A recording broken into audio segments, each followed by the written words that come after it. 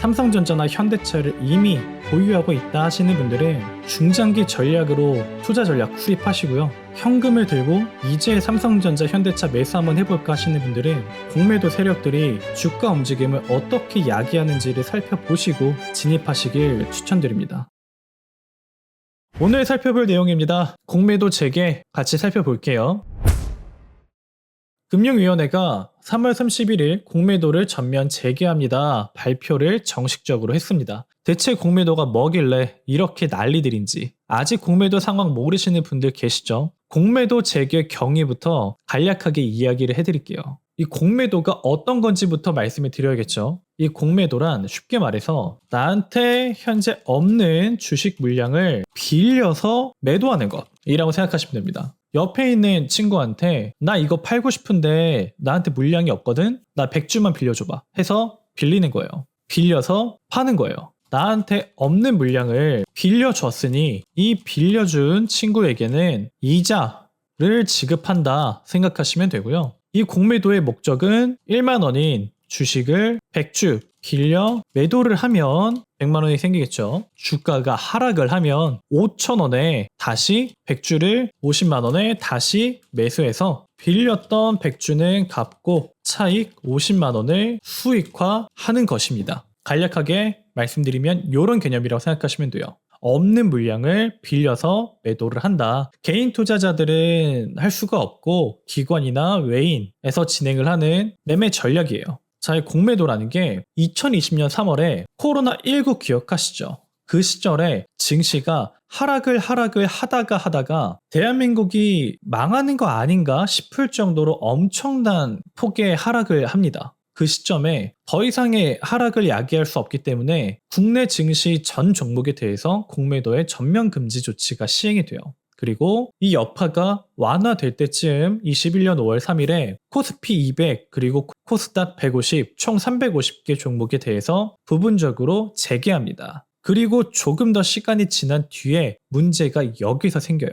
제가 분명 공매도는 없는 물량을 빌려서 물량을 확보한 뒤에 매도를 하는 것이다 라고 말씀을 드렸죠. 하지만 23년 10월에 글로벌 IB의 무차입 공매도, 즉 물량을 빌리지도 않았어. 아예 물량이 없는데 물량이 없는 상태에서 공매도가 진행이 되는 사건이 터집니다. 그 규모가 무려 2119억. 이 사건이 터지고 나서 이 사건이 10월에 터졌어요. 이 사건이 터지고 나서 봐라, 공매도를 가진 기관, 외인과 개인 투자자들은 이미 기울어진 운동장이다 라는 인식이 퍼져나가며 국내 시장에 투자자들이 점차 떠나기 시작합니다. 물량을 가지지도 않고 주가 하락을 야기하는 공매도를 치는 기관 세력들을 우리가 어떻게 이기느냐, 이기지 못할 싸움은 하고 싶지 않다. 투자자가 떠나는 거예요. 그리고 한 달 뒤 11월 6일에 불법 공매도 문제가 불거지면서 다시 전면 금지로 전환이 됩니다. 그리고 오늘부터 7일 뒤인 25년 3월 31일 첫 전면 금지가 되었던 20년 3월 이후로 5년 만에,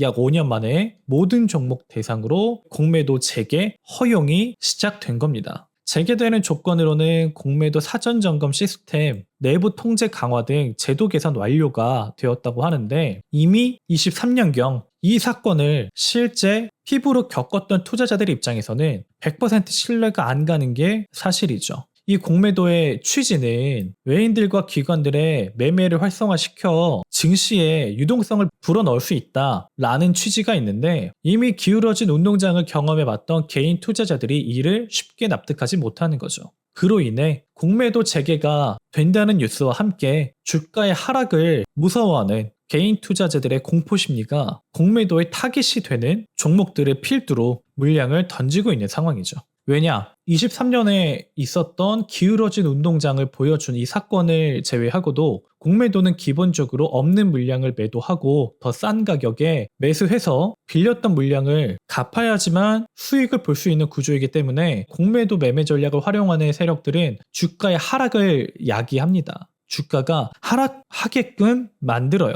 공매도가 재개가 된다는 것은 기본적으로 대차 거래가 이루어지는 하락을 야기할 수 있다라는 인식이 매도를 부르는 거죠. 자, 그렇다면 이 공매도를 다루는 외인이나 기관 등 세력들의 타깃이 되는 종목들이 어떤 종목인지를 아셔야 합니다. 공매도 매매 전략을 활용하는 외인 기관 등 세력의 타깃은 굉장히 여러 종류가 있습니다. 그 중에서도 대표적인 4가지를 꼽아봤는데요. 신용 잔고율이 높은 종목. 신용 잔고가 높으면 주가가 급락을 할 경우에 개인 투자자들의 투자금이 사라지는 반대 매매가 발생을 하죠. 큰 폭의 하락이 발생을 하면은 다른 종목에 비해 추가 하락을 하는 그 하락 가속이 더 빨라질 수가 있습니다. 그렇다면 떨어지면 떨어질수록 수익을 보는 공매도 세력의 입장에서는 수익 극대화를 시킬 수 있는 좋은 먹잇감이 되겠죠. 두 번째는 대차 잔고율이 높은 종목입니다. 실제로 대차라는 건 종목을 빌려주고 빌린 물량에 대한 잔고율을 뜻하는데요. 공매도를 위해서 빌린 주식 물량, 높은 대차 잔고는 공매도 세력이 공매도 매매를 하기 위해서 물량을 주고받았구나. 공매도 세력의 타깃이 됐구나. 주가 하락 가능성이 발생하겠구나.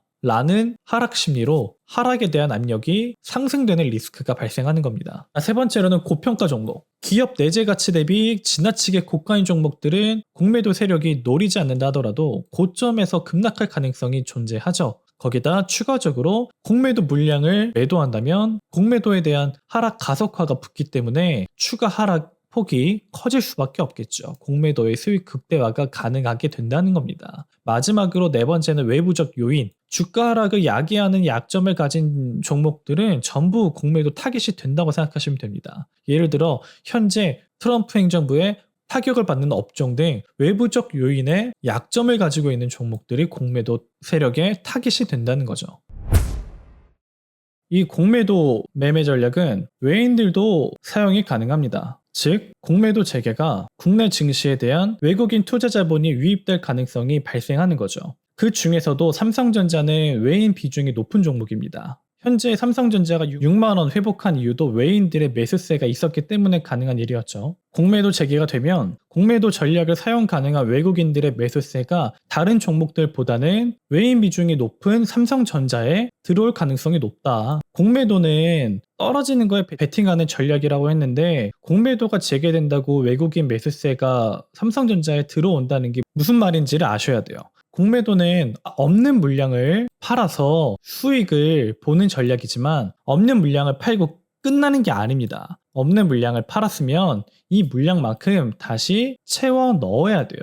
이게 중요합니다. 내가 10,000원짜리를 100주를 팔았으면 내가 판 물량만큼 나한테 빌려준 사람에게 이 물량을 그대로 10,000원에 100주 빌렸던 물량을 그대로 돌려줘야 되기 때문에 내가 팔았던 물량을 다시 한번 매수를 해야 된다는 거죠. 결국 매도라는 행위가 먼저 발생을 하면서 주가의 하락을 야기하긴 했지만 공매도가 발생한 뒤에 주가 하락에서 들어오는 매수세로 인해서 주가의 상승이 발생할 수 있는 가능성이 존재를 하고 이 일련의 과정에서 결국엔 거래량이 발생을 하니 삼성전자 주가에 긍정적인 영향을 미칠 것이다 라는 의미죠. 공매도가 재개가 되고 공매도로 인해서 외인들이 국내 증시에 들어온다 하더라도 외인들이 선호하는 종목이 따로 있고 공매도 물량에 대한 쇼커버링이 들어오면서 매수 자금이 들어올 때 같이 치고 올라갈 수 있는 종목은 따로 있다 정도로 생각을 하시면 됩니다. 자, 그러면 지금 제가 말씀드린 공매도 재개로 인해서 외인들의 투자금이 유입된다고 했는데 삼성전자라는 타이틀만 있다고 해서 거대한 자금이 들어올 수는 없겠죠.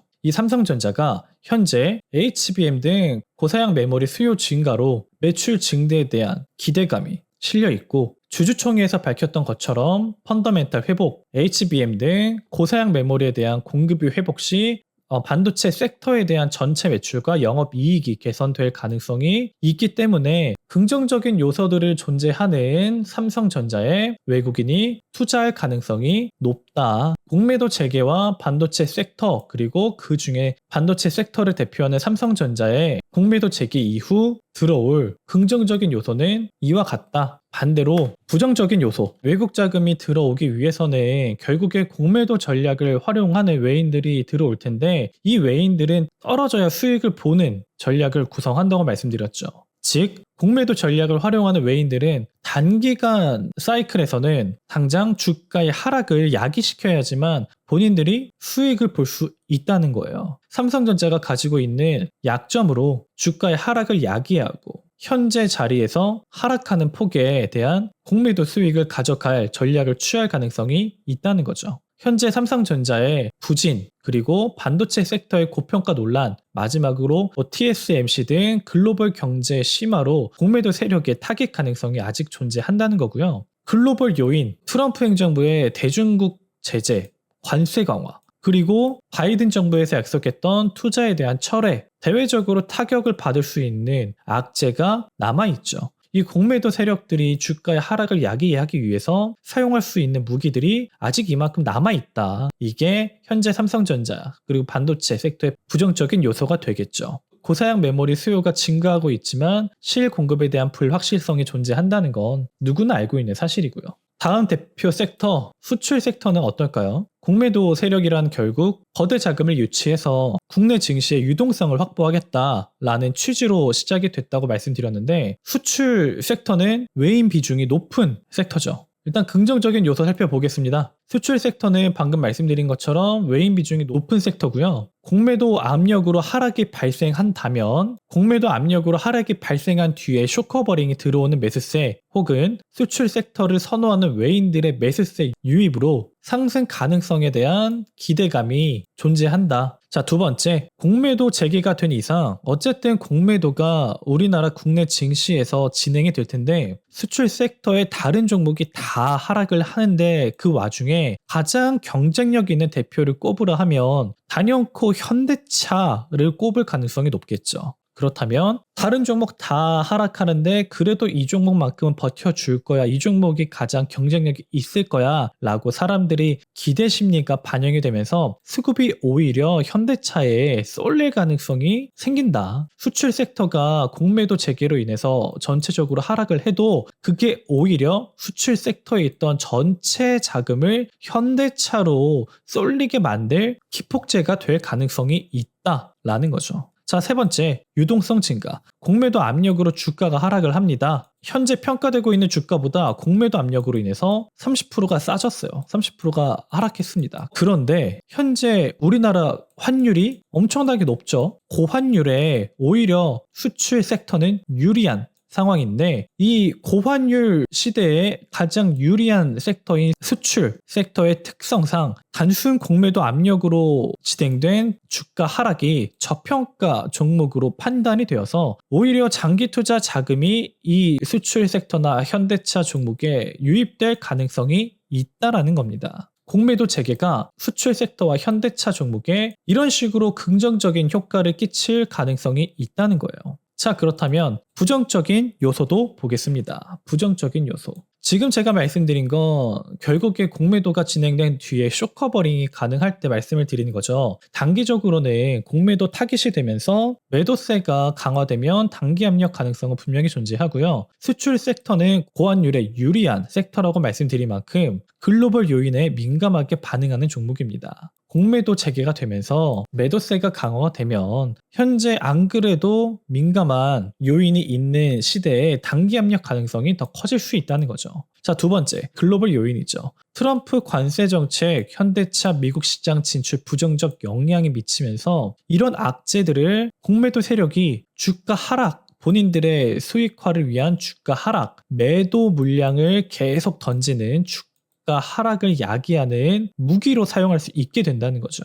이게 공매도 세력의 타깃이 된다는 것이다. 자, 세 번째, 글로벌 경기 둔화 우려. 전 세계적으로 지금 관세로 트럼프 행정부가 때리고 있는데 글로벌 경기가 둔화가 되면서 자동차 수요 자체가 감소해 버리면은 현대차에 대한 매출이 줄어들고 주가의 하락을 야기하는 건 당연하겠죠. 이러한 상황들을 이용해서 공매도 세력들이 부정적 요인을 무기 삼아 하방 압력을 강하게 거세게 밀어붙일 수가 있다. 그러면 단기적인 하락은 피할 수가 없게 되겠죠. 현대차의 부정적인 요소였습니다. 자, 이렇게 삼성전자 그리고 현대차 공매도 재개가 삼성전자와 현대차에 끼치는 긍정적인 요인과 부정적인 요인을 살펴봤습니다. 자, 결론 말씀드리겠습니다. 삼성전자 공매도 타깃이 될 가능성 존재합니다. 하지만 이 반도체 수요 증가, 펀더멘탈 회복, 중장기 성장 가능성이 있기 때문에 단기적으로 공매도 타깃이 되어서 주가의 하락이 나온다 하더라도 잠재되어 있는 내재 가치가 충분하기 때문에 삼성전자에 대한 외국인 매수세 유입으로 상승 가능성이 충분히 존재한다. 즉, 그 타이밍은 고성능 메모리 공급 확대와 업황 회복 시점을 기준으로 삼고 매매 전략을 수립하시면 된다는 겁니다. 현대차, 공매도 재개와 관세 이슈로 단기 하락 리스크는 존재합니다. 하지만 수출 섹터의 장점이 고환율과 수출 섹터의 외인 유입으로 인해서 공매도 하락이 나온 뒤에 물량 매수를 위한 쇼커버링 반등, 그리고 종목에 문제가 없지만 단순 공매도 세력 타깃이 되었기 때문에 발생한 이 주가 하락을 저평가로 판단을 하고 이 정도 싼 가격에 나는 이 현대차라는 종목에 투자를 하겠다라는 저평가 매수세 가 유입될 가능성이 높다. 이 매수세를 기준으로 삼고 글로벌 수요 회복과 관세 관련 뉴스를 모니터링하면서 매매 전략을 수립하시면 된다. 이렇게 결론 짓겠습니다. 공매도 재개를 7일 앞두고 공매도 재개의 가장 대표격인 반도체 섹터와 수출 섹터, 그 중에서도 대장 종목이죠. 삼성전자와 현대차에 대해서 말씀을 드렸습니다. 공매도라는 개념과 공매도가 그동안 국내 증시에서 보였던 행보를 생각하면 공매도 재개가 되는 순간 국내 증시에서 살아남을 수 없겠구나 생각하시는 분들이 많으신 것 같아요. 그렇게까지 생각하실 필요가 없습니다. 공매도 재개가 섹터와 종목에 미치는 영향은 데이터로 이미 정리되어 있고 현재 글로벌 증시와 종목의 거시적 방향성을 추적 관찰만 잘 하시면 충분히 수익으로 이겨낼 수 있습니다. 혼자 할 생각하지 마시고요. 제가 지금처럼 하나씩 다 잡아드릴 테니까 걱정 말고 따라와 주시면 됩니다. 삼성전자나 현대차를 보유하신 분들은 삼성전자나 현대차를 이미 보유하고 있다 하시는 분들은 중장기 전략으로 투자 전략 수립하시고요. 현금을 들고 이제 삼성전자, 현대차 매수 한번 해볼까 하시는 분들은 공매도 세력들이 주가 움직임을 어떻게 야기하는지를 살펴보시고 진입하시길 추천드립니다.